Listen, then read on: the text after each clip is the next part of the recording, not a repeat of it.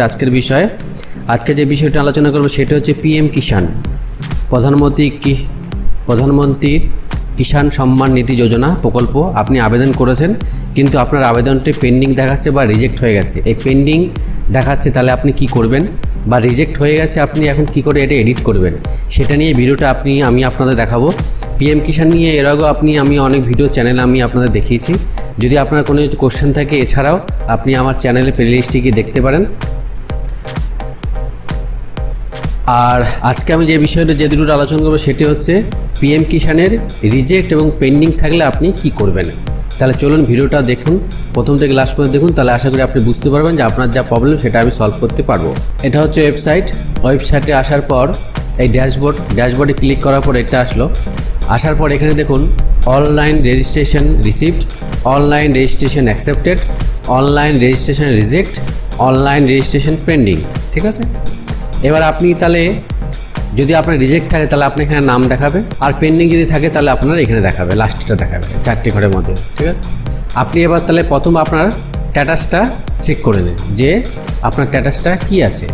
তো এই পেজে আসার পর এখানে দেখুন স্ট্যাটাস অফ সেলফ রেজিস্টারেড, এখানে আপনি ক্লিক করুন। এই পেজটা আসবে, এই পেজটা আসার পরে এন্টার আধার নাম্বার, এখানে আপনার আধার নাম্বারটা দিন। ডান দিকে যে ক্যাপচারটা এখানে পেস্ট করুন, করার পরে সার্চে ক্লিক করুন। যেই সার্চে ক্লিক করবেন সঙ্গে সঙ্গে আপনার এই পেজটা আসবে। আসার পর আপনার রিজেক্ট হয়ে গেছে, রিজেক্ট ফর ল্যান্ড অফিস, এই যে রিজেক্ট আপনার হয়ে গেছে এখানে দেখা আছে। দিয়ে আপনার টোটাল সম্পূর্ণ ডিটেলসটা দেবে।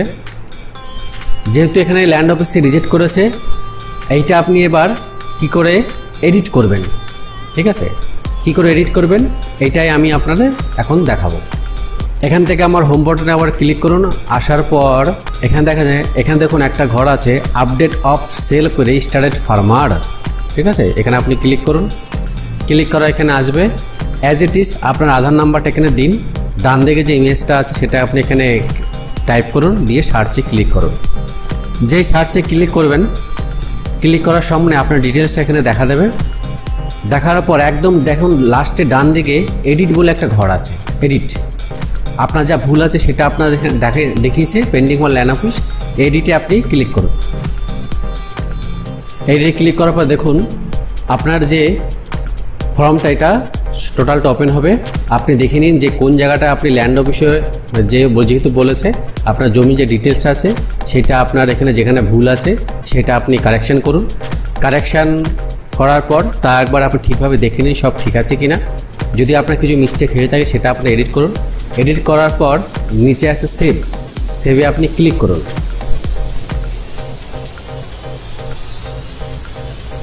হ্যাঁ, এবার সেভ করার পর দেখুন আপনি যে রেজিস্টার হয়ে গেছে সাকসেসফুলি, সে নাম্বারটা উপরে দিয়েছে, নাম্বারটা কালেক্ট করে আপনি রেখে দিন।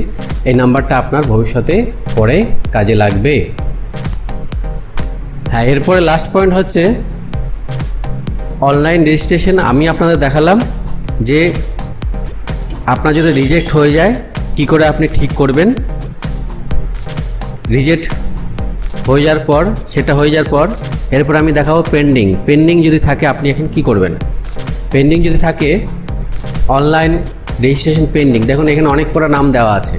এই পেন্ডিং যদি থেকে থাকে আপনাকে এই মুহূর্তে কিছু করণীয় নেই, আপনাকে শুধু কিছুদিন ওয়েট করতে হবে, দেখতে হবে যে এটা আপনার অ্যাপ্রুভ হয়ে গেছে। যদি অ্যাপ্রুভ হয়ে যায় তাহলে গুড, তাহলে কিছুই করার নেই। যদি না অ্যাপ্রুভ হয়, যদি রিজেক্ট হয়ে যায় তারপরে সেম অ্যাজ